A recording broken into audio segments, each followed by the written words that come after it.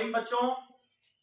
तो हम लोग क्लास 10th में दो चर वाले रैखिक समीकरण युग्म पाठ को पढ़ रहे थे और इसका एक्सरसाइज 3.1 3.5 हम लोग देख रहे थे। इसका हमने दो क्वेश्चन कंप्लीट किया था। आज क्वेश्चन नंबर 3 हम लोग देखेंगे। क्वेश्चन नंबर 3 कहता है कि निम्न रैखिक समीकरणों के युग्म को प्रतिस्थापन एवं वज्र गुणन विधियों से हल कीजिए और किस विधि को आप अधिक उपयुक्त मानते हैं।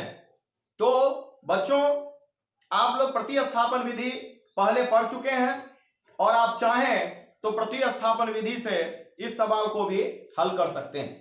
लेकिन जब आपसे यह पूछा जाए कि कौन सी विधि ज्यादा उपयुक्त है तो आप इसको वज्र गुणन विधि कहेंगे कि उस विधि से आपको हल करना अधिक उपयुक्त है, क्योंकि वज्र गुणन विधि से कोई भी सवाल एक ही बार में x और y का मान उसका निकल जाता है। तो इस चैप्टर में चूंकि हमको वज्र गुणन विधि सीखना है तो हम लोग इस सवाल को भी वज्र गुणन विधि से हल करना सीखते हैं। तो यह आपका प्रश्न है और आपको जैसा कि पता है कि वज्र गुणन विधि से हल करने के लिए जो आपका कांस्टेंट राशि है वह बराबर के इसी तरफ रखना पड़ता है और यहां पर आपको बराबर के दूसरे तरफ 0 लाना चाहिए।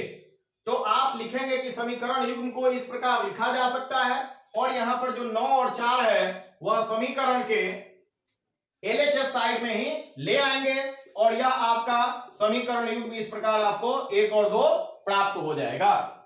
तो वज्र गुणन विधि से जब हम समीकरण युग्म को हल करेंगे तो आपको सबसे पहले x बटा y बटा और 1 बटा लिखते हैं और जब हम x बटा लिखते हैं तो x वाले भाग को विलोपित करके इसमें आपका प्रक्रिया होता है जिसमें इसके साथ इसका मल्टीप्लाई होता है।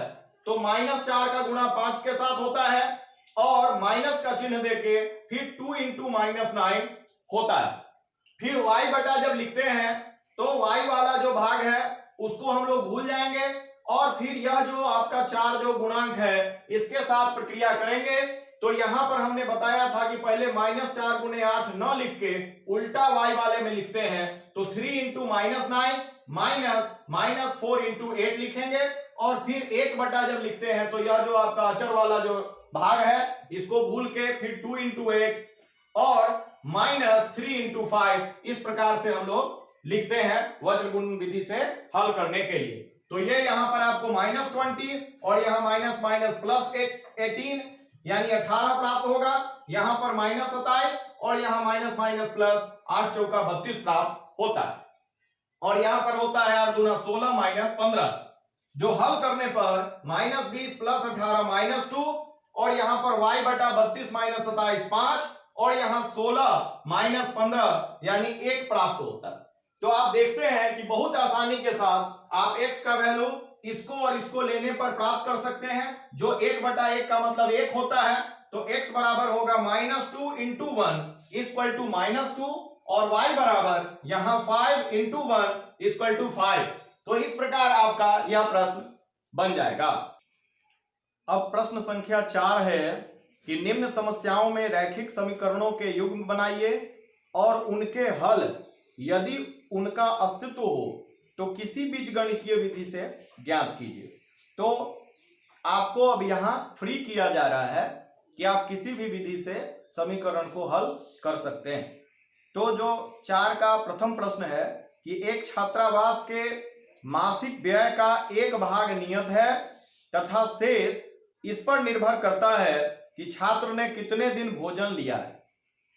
जब एक विद्यार्थी A को जो 20 दिन भोजन करता है 1000 रुपया छात्रावास के व्यय के लिए अदा करने पड़ते हैं, जबकि एक विद्यार्थी B को जो 26 दिन भोजन करता है छात्रावास के व्यय के लिए 1180 रुपया अदा करने पड़ते हैं। तो नियत व्यय और प्रतिदिन के भोजन का मूल्य ज्ञात कीजिए। तो हम इस प्रश्न में सबसे पहले मानेंगे कि माना कि नियत व्यय बराबर 100 रुपया तथा प्रतिदिन के भोजन का मूल्य बराबर y रुपया। तो प्रश्न का प्रथम भाग जो है उसमें कहता है कि विद्यार्थी ने 20 दिन भोजन किया है तो 20 दिन के भोजन का मूल्य होगा 100 रुपया जो फिक्स्ड है, नियत किराया है तो वह तो सबको लगेगा, अब प्लस 20 दिन का भोजन एक दिन का भोजन का मूल्य y रुपया है, इसलिए 20 दिन का मूल्य 20 गुना y और प्लस x बराबर 1000 रुपया उसने जो अदा किया, यह समीकरण 1 होगा। उसी प्रकार जब विद्यार्थी 26 दिन भोजन करेगा तो 26y और प्लस में x जो नियत किराया है, कुल मिला के उसको 1180 रुपया भुगतान करना पड़ता है, यह समीकरण 2 होगा। तो यहां पर हम देखते हैं कि दोनों जगह x है, तो आप विलोपन विधि से भी इस सवाल को हल कर सकते हैं। तो आप समीकरण 2 में से 1 को घटाएंगे, समीकरण 2 को ऊपर लिखते हैं, 1 को नीचे लिखते हैं, और फिर घटाने की प्रक्रिया में नीचे वाला समीकरण का चिन्ह बदलेगा। यहां पर प्लस प्लस प्लस है तो तीनों यहां पर नीचे चिन्ह बदल के माइनस हो जाएगा, x में से x घटेगा कट जाएगा, 26 में से 20 गया 6y, और यहां पर 1180 माइनस 1180 यानी y बराबर 180 बटा 6, यानी y का मान 30 प्राप्त होता है। और y का मान जब हम समीकरण 1 में रखते हैं तो समीकरण 1 से x प्लस 20 गुना y बराबर 30 बराबर 1000, यानी x बराबर 1000 माइनस 20 गुना 30 यानी 600, यानी x का मान 400 रुपया आता है। तो लास्ट में आप फिर लिखेंगे आप, इसलिए नियत व्यय बराबर 400 रुपया और प्रतिदिन के भोजन का मूल्य बराबर 30 रुपया आंसर, इतना आप लास्ट में फिर से लिखेंगे। अगला प्रश्न है कि एक भिन्न 1/3 हो जाती है जब उसके अंश से 1 घटाया जाता है, और वह 1/4 हो जाती है जब हर में 8 जोड़ दिया जाता है, तो वह भिन्न ज्ञात करें। तो भिन्न ज्ञात करने के लिए सबसे पहले भिन्न को हम x बटा y मानते हैं, जहां x अंश है और y उसका हर है। तो प्रश्न के प्रथम भाग से आपको अंश में से 1 घटाना है, यानी x में से 1 घटेगा, हर उसी प्रकार रहेगा, और भिन्न आपका 1/3 हो जाता है। तो x माइनस 1 बटा y बराबर 1/3, क्रॉस मल्टीप्लीकेशन से समीकरण बनाएंगे तो 3x माइनस 3 बराबर y, और इसको यदि वज्र गुणन विधि से हल करना है तो सारे चीज को इधर ले आए, तो 3x माइनस y माइनस 3 बराबर 0, यह इक्वेशन 1 होता है। फिर प्रश्न का दूसरा भाग है जिसमें हर में कहता है कि 8 जब जोड़ देते हैं तो वह भिन्न 1/4 हो जाता है, तो अंश को छोड़ देंगे, हर में 8 जोड़ेंगे, और क्रॉस मल्टीप्लीकेशन से 4x बराबर y प्लस 8 गुना 1, यानी कि y प्लस 8, और जब सारे राशि को इधर लाते हैं तो माइनस y माइनस 8 और बराबर 0, समीकरण 2 होता है। अब समीकरण 1 और 2 को वज्र गुणन विधि से जब हम हल करते हैं तो यहां पर x बटा, तो x बटा वाला में x को छोड़ेंगे और यहां -8 का गुणा -1 के साथ करेंगे और फिर घटाव का चिन्ह, और फिर यहां पर -1 का गुणा -3 के साथ किया जाएगा। फिर y बटा जब हम लिखेंगे तो y वाले को छोड़ देते हैं और इधर से प्रक्रिया होती है 4 गुना -3 माइनस इधर -8 गुणा 3, और फिर जब 1 बटा लिखते हैं तो अचर पद जो -3 और -8 है इसको छोड़ देते हैं और यहाँ -1 गुणा 3 और माइनस का साइन देके फिर इधर से 4 गुना -1 लिखते हैं। अब यहां पर x बटा, यहां पर माइनस माइनस प्लस 8 माइनस यह -3 -1 मिलके 3, y बटा -12 और वहां माइनस माइनस प्लस 24 बराबर 1 बटा -1 इंटू 3 इक्वल टू -3 और माइनस माइनस प्लस 4। तो आपका x बटा यहाँ 8 में से 3 गया 5 होगा, यहाँ 24 में से 12 जाएगा 12 और यहाँ 4 में से 3 जाएगा 1 होगा। तो x का मान होता है 5 गुणा 1 बराबर 5 और y बराबर 12 गुणा 1 बराबर 12। तो हमने इस प्रश्न में भिन्न को x बटा y माना था, इसलिए अभिष्ट भिन्न बराबर x बटा y यानी कि 5 बटा 12 इसका उत्तर होगा। अब अगला प्रश्न है कि यश ने एक टेस्ट में 40 अंक अर्जित किए, जब उसने प्रत्येक सही उत्तर पर उसे 3 अंक मिले और अशुद्ध उत्तर पर 1 अंक की कटौती की गई। यदि उसे सही उत्तर पर 4 अंक मिलते और अशुद्ध उत्तर पर 2 अंक कटते तो उसको 50 अंक अर्जित करता। तो टेस्ट में कितने प्रश्न थे? तो बच्चों यहां पूछ रहा है कि टेस्ट में कितने प्रश्न थे, लेकिन आपको इसमें जो चर राशि है x और y वह मानना होगा कि यश के सही उत्तरों की संख्या बराबर x और यश द्वारा दिए गए अशुद्ध उत्तरों की संख्या बराबर y, और जब प्रश्न का अंत आएगा तो उसके द्वारा दिए गए सही उत्तरों की संख्या और अशुद्ध उत्तरों की संख्या दोनों को प्लस कर देंगे और x प्लस वाई जो होगा परीक्षा में टोटल जो प्रश्न पूछे गए थे उसकी संख्या होगी। तो जब हमने सही उत्तरों की संख्या बराबर x और अशुद्ध उत्तरों की संख्या को y माना, तो प्रश्न का प्रथम भाग कहता है कि प्रत्येक सही उत्तर पर उसको 3 नंबर मिलता है, तो उसके द्वारा टोटल कितना नंबर प्राप्त किया गया, 3 गुना x बराबर 3x नंबर प्राप्त किया गया। लेकिन साथ में यह भी कहता है कि वह जो भी गलत उत्तर देता है उसके लिए उसका 1 नंबर कटता है, यानी उसको y गलत उत्तर दिया है तो 1 गुना y इतना नंबर उसका सही उत्तरों में से कट जाएगा। तो 3x माइनस वाई बराबर 40, जो उसको अंक प्राप्त होते हैं वह 40 अंक प्राप्त होते हैं। फिर इसका जो दूसरा भाग है उसमें क्या कहता है कि उसको सही उत्तर के लिए 4 अंक मिलता है, तो इस प्रकार उसको 4x अंक प्राप्त होगा और प्रत्येक गलत उत्तर को उसको 2 नंबर काट लिए जाते हैं और उसने y उत्तर गलत दिया है इसलिए 2 गुना y नंबर उसका कट जाएगा, यानी 4x माइनस 2y बराबर 50 नंबर उसको इस प्रकार प्राप्त होगा दूसरी परिस्थिति में।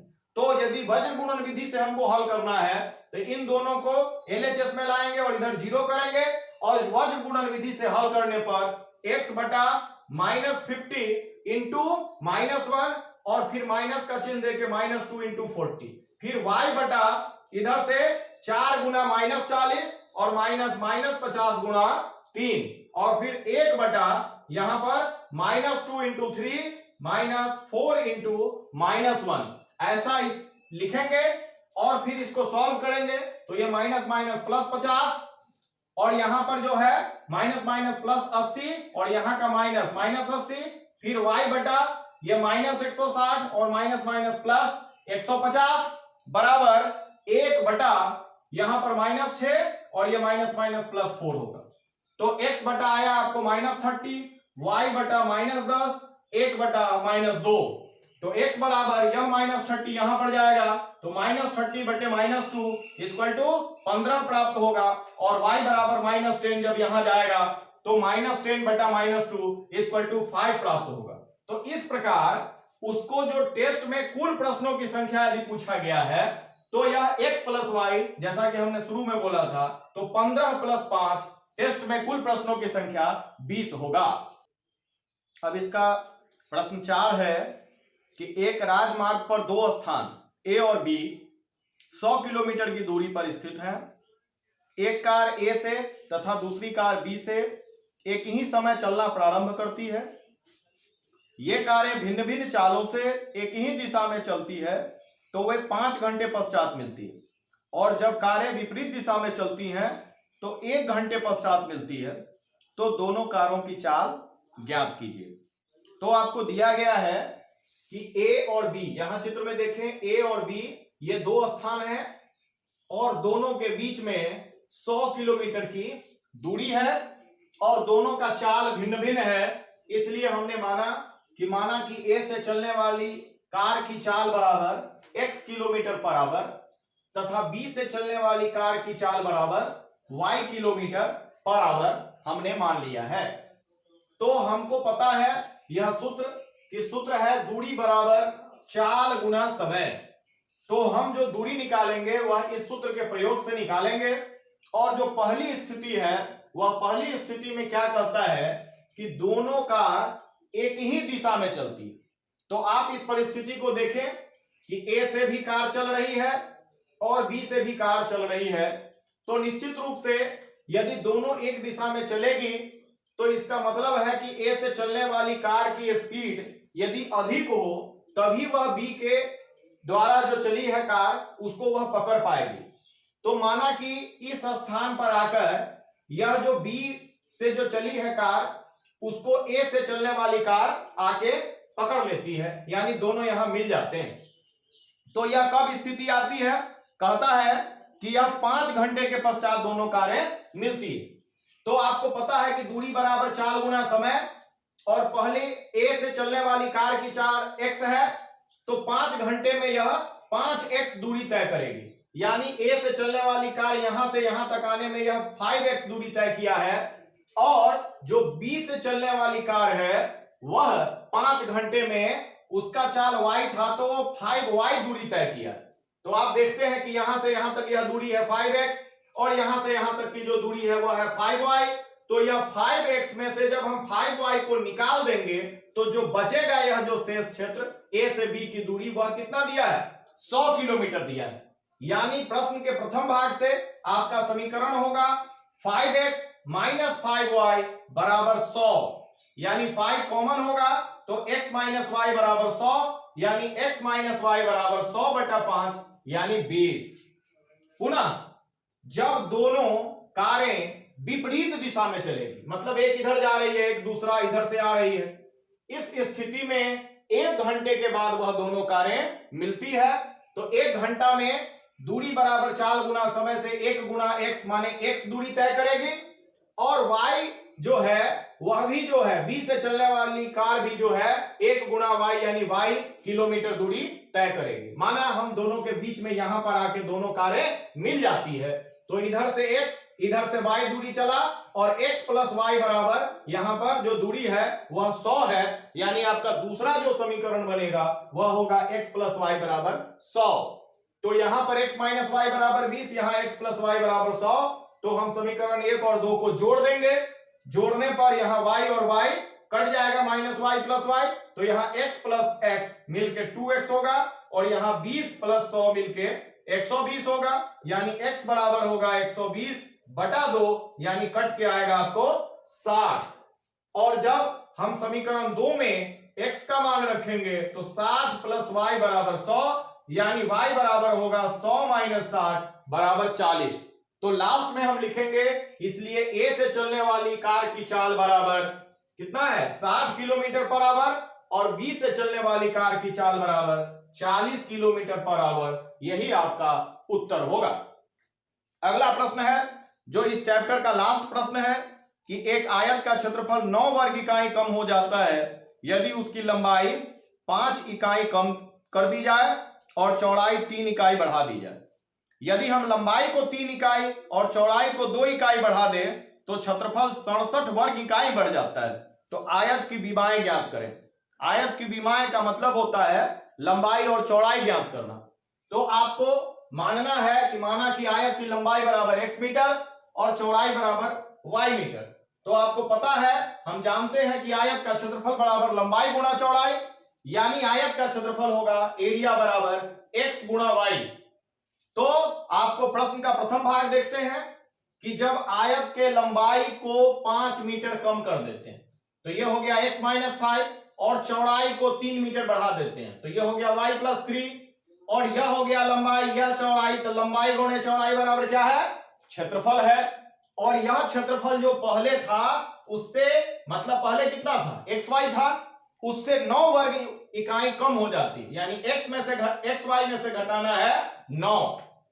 फिर इसको हल करेंगे तो xy plus 3x minus 5y और यह माइनस 15 बराबर xy माइनस 9, और यह xy दोनों साइड से कैंसिल हो जाएगा तो आपको मिलेगा 3x माइनस 5y, और यह माइनस 15 और इधर आएगा तो प्लस 9 यानी माइनस 6 बराबर 0।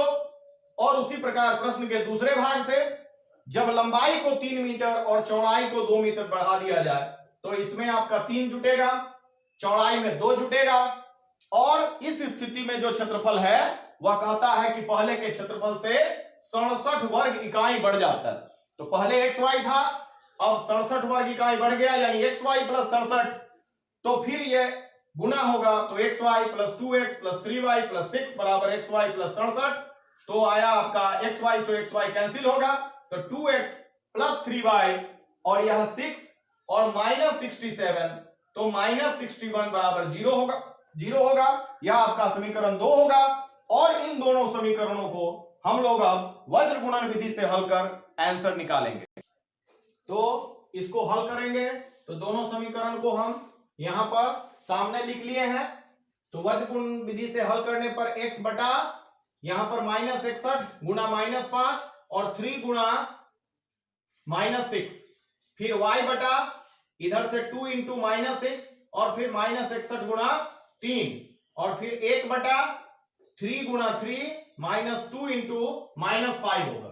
तो ये आपका आएगा x बटा ये माइनस माइनस प्लस 61 में 5 से गुणा करने पर 305 और ये माइनस माइनस प्लस 18 y बटा -12 प्लस 61 में 3 से गुणा करने पर 183 बराबर 1 बटा 9 और माइनस माइनस प्लस 10।